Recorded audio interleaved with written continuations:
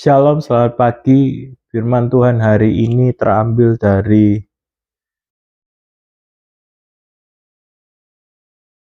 Matius 6 ayat 25 sampai yang 34. Saya akan bacakan firman Tuhannya. Karena itu aku berkata kepadamu, janganlah khawatir akan hidupmu, apa yang hendak kamu makan atau minum. Janganlah khawatir pula akan tubuhmu, apa yang hendak kamu pakai. Bukankah hidup ini lebih penting daripada makanan, dan tubuh itu lebih penting daripada pakaian?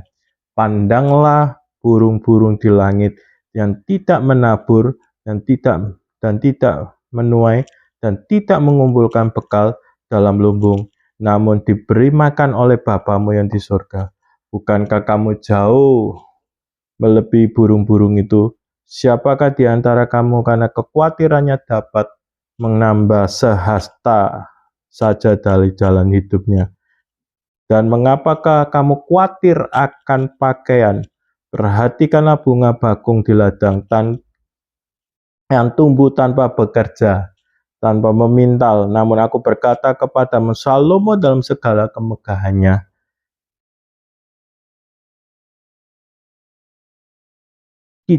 pun tidak berpakaian seindah salah satu dari bunga itu. Jika demikian Allah mendandani rumput di ladang, dan hari ini ada dan besok dibuang ke dalam api, tidakkah Ia akan terlebih lagi mendandani kamu, hai orang-orang yang kurang percaya? Sebab itu janganlah khawatir dan berkata, apakah yang akan kami makan, apakah yang kami minum, apakah yang akan kami pakai.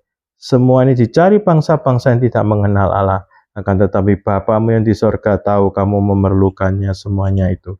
Tetapi carilah dahulu kerajaan Allah dan kebenarannya, maka semuanya itu akan ditambahkan kepadamu. Sebab itu janganlah khawatir akan hari besok, karena hari besok punya kesusahan. Sehari cukuplah untuk sehari. Saudara, di dalam Matius ini bicara bahwa Matius 6 ayat 25-34 ini bahwa kita tidak boleh khawatir. Apa yang kita makan, apa yang kita pakai, apa yang kita terjadi dalam diri kita, kehidupan kita, tempat tinggal, makan, pakai, dan semuanya. Kita tidak boleh tinggal di dalam kekhawatiran akan kebutuhan kita.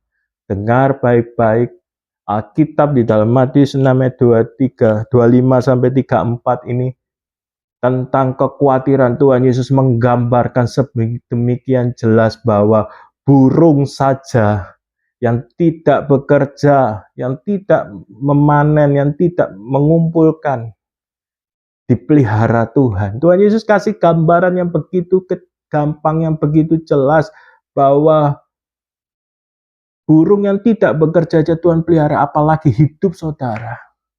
Lalu tentang pakaian, bagaimana Tuhan itu bertanggung jawab apa yang kita pakai. Bagaimana Salomo yang begitu megahnya aja tidak bisa seindah bunga bakung, yang tidak pernah memintal, yang tidak pernah bekerja. Tetapi bunga bakung yang begitu indah, Salomo pun tidak sanggup seperti bunga bakung. Hari ini bunga yang di taman yang harusnya dibakar saja Tuhan dandani, Tuhan pelihara, burung yang Tuhan pelihara. Alkitab menggambarkan bahwa kenapa kita tidak boleh khawatir, yang hanya untuk yang kecil saja Tuhan bertanggung jawab, untuk burung, untuk bunga, untuk hal yang akan dimusnahkan saja, bunga yang harus dibakar saja, Tuhan bertanggung jawab. Apalagi kita manusia, apalagi kita anak-anak Tuhan. Dengar baik-baik, apa yang kita makan, apa yang kita pakai, apa yang kita butuhkan, tidak boleh saudara khawatir dan takut, karena Tuhan akan menyediakan. Tuhan akan membuat perbedaan bahwa orang yang beribadah, orang yang mencari Tuhan, akan ada pemeliharaan, akan ada penyertaan, akan ada penyediaan yang Tuhan berikan. Akan ada kasih karunia menyertai. Saudara perlu melawan kekhawatiran dan ketakutan.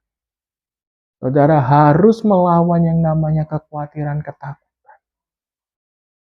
Kenapa? Karena Dia Tuhan yang luar biasa menyertai saudara. Kenapa kita harus melawan kekhawatiran dan ketakutan? Dan bagaimana cara untuk kita melawan kekhawatiran dan ketakutan di dalam diri kita? Yang pertama, di ayatnya yang Matius 6 ayat yang ketiga, 2, saya akan bacakan. Semua itu dicari bangsa-bangsa yang tidak mengenal Allah, akan tetapi Bapamu yang di sorga tahu bahwa kamu memerlukan semuanya itu. Yang pertama adalah taruh pikiran Tuhan memperhatikan hidup kita dan Tuhan menyediakan yang kita butuhkan. Kekhawatiran itu paling kuat ada di pikiran. Pikiran itu medan terbesar, medan pertempuran terbesar manusia adalah pikiran. Kekhawatiran, ketakutan itu ada terletaknya seringkali muncul di pikiran. Hari ini letakkan di pikiran kita hal-hal yang baik. Letakkan bahwa sesuatu bahwa Tuhan itu memperhatikan dan Tuhan itu menyediakan semua yang kita perlukan. Sampai Alkitab menggambarkan bangsa-bangsa mereka mencari semuanya itu. Apa yang mereka makan, minum, pakai, mereka harus bekerja keras mencari. Tetapi dengar baik-baik, Bapamu yang di sorga itu menyediakan. Bukan kita malas lalu kita sadar bahwa Tuhan sudah menyediakan buat apa bekerja. Tidak, lakukan sesuai bagianmu. Tetapi taruhlah di pikiranmu, aku tidak boleh khawatir. Karena Tuhan memperhatikanku. Tuhan menyediakan apa yang kuperlukan. Tuh, semua yang kuperlukan Tuhan sediakan. Tuhan yang bantu, Tuhan yang istilahnya memproteksi, mendukung saudara. Melindungi saudara, menjaga, memelihara itu saudara. Saudara, waktu kurang lebih agak lama, 15-17 tahun yang lalu, waktu itu papa saya masuk rumah sakit, saya tidak ada biaya sama sekali. Saya benar-benar tidak punya uang sama sekali. Waktu itu papa saya masih bekerja statusnya. Nah, cuma di rumah sisa uang tinggal 700.000. Papa saya kena serangan stroke hebat, harus dilarikan rumah sakit. Kami waktu itu tidak ada BPJS waktu itu. Kami harus nekat masuk ke rumah sakit, di CT scan dengan biaya. Lalu kami hanya modal dengan 700.000 dan modal iman masuk rumah sakit.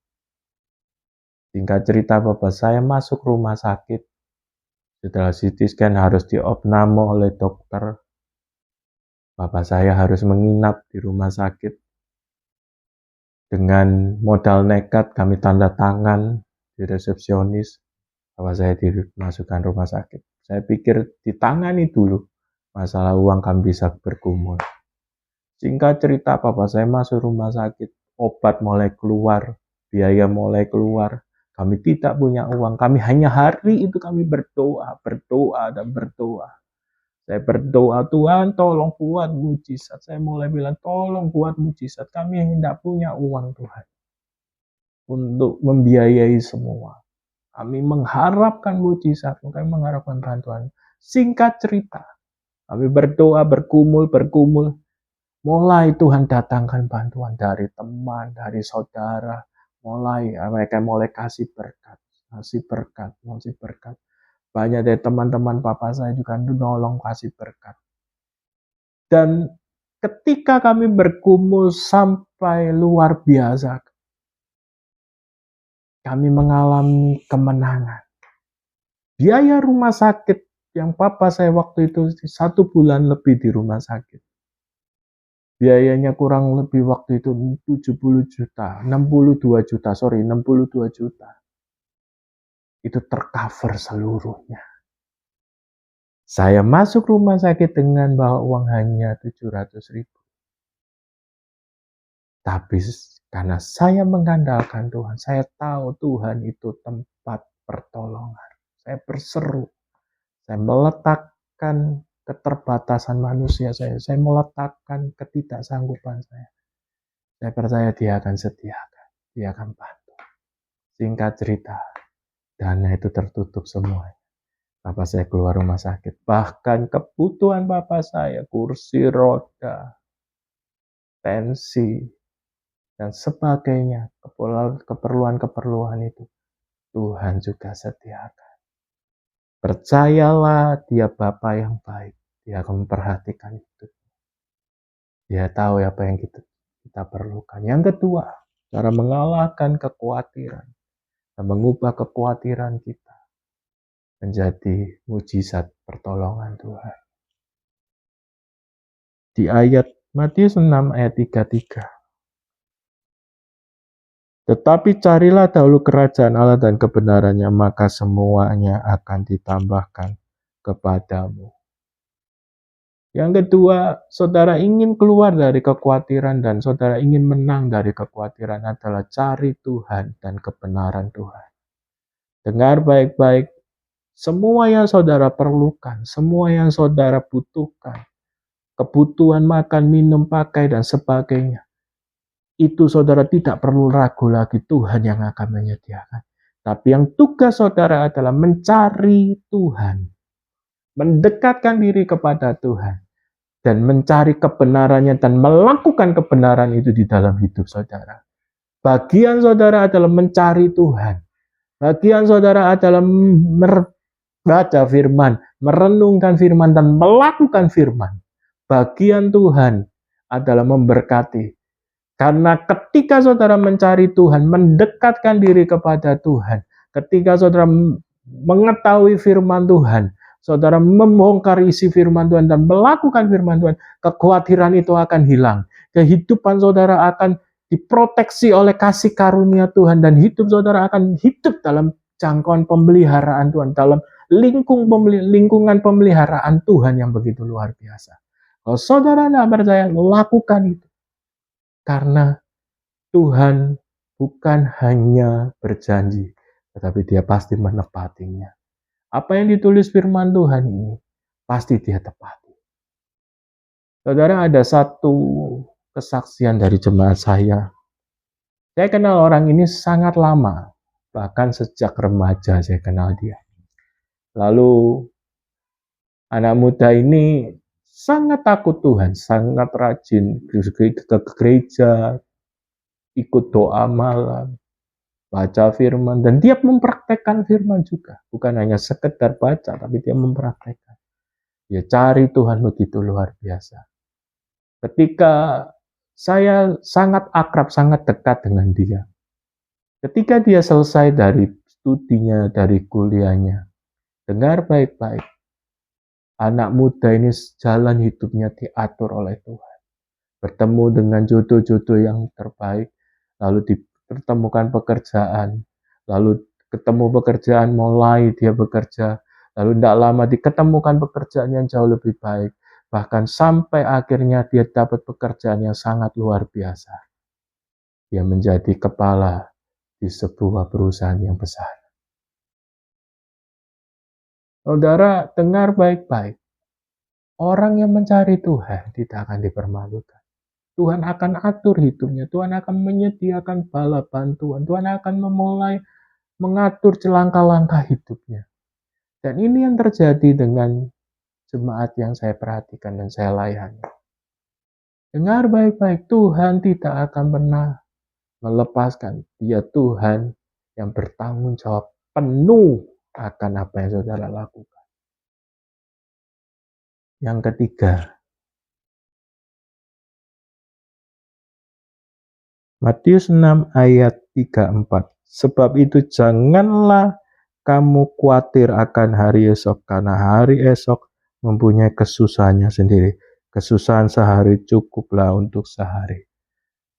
Yang ketiga, cara itu mengalahkan kekhawatiran dan hidup saudara terbebas dari kekhawatiran dan hidup saudara tetap dipelihara oleh Tuhan adalah jangan takut akan hari esok. Hari ini adalah harinya Tuhan. Jangan takut saudara berpikir besok bagaimana. Itu saudara tidak bisa. Manusia 1 jam ke depan aja kita tidak tahu bagaimana kita kok. Kita mati pun 1 jam ke depan kita tidak akan tahu. Dengar baik-baik, Alkitab mengajar hari ini, kalau di doa Bapa kami pun dikatakan, berilah kami pada hari ini makanan kami yang secukupnya. Dengan kata lain, cukup hari ini. Besok saudara tidak perlu khawatir. Itu bagian Tuhan. Itu bagian Tuhan untuk menolong, menyediakan bantuan untuk besok. Bagian Tuhan untuk menyediakan makanan, menyediakan pakaian untuk besok. Itu urusan Tuhan. Saudara tidak boleh takut. Saudara harus hadapi ini dengan percaya bahwa aku besok pun, kalau hari ini aku ditolong, besok pun akan ditolong. Dan selamanya akan ditolong. Tugas saudara hanya percaya dan mengalahkan ketakutan saudara dan kekhawatiran saudara. Ketahuilah, kalau hari ini Tuhan sediakan makanan pakaian, besok pun Tuhan akan sediakan makanan dan pakaian. Dan firman Tuhan katakan, apa yang kau takuti itu yang akan menghampiri kau. Oleh sebab itu kita jangan khawatir dan takut. Karena apa? Ketika kita khawatir dan takut, itu malah akan terjadi. Ketika saudara tidak khawatir dan takut, itu tidak akan terjadi dalam hidup saudara. Apa yang saudara takuti itu yang akan menghampiri saudara. Karena itu Alkitab katakan. Ada satu cerita. Ada seorang pekerja di sebuah rumah makan atau kafe. Lalu singkat cerita, di rumah makan itu ada satu kulkas atau tempat penyimpanan daging yang sangat besar. Lalu pemuda ini sering keluar masuk mengambil daging ke sana karena dia di dapur, dia bagian dapur, dia sering keluar masuk untuk mengambil daging di lemari es atau kulkas yang besar. Singkat cerita, ketika dia masuk di dalam lemari es itu, ternyata lemari es itu tiba-tiba tertutup dan mengunci dengan sendirinya.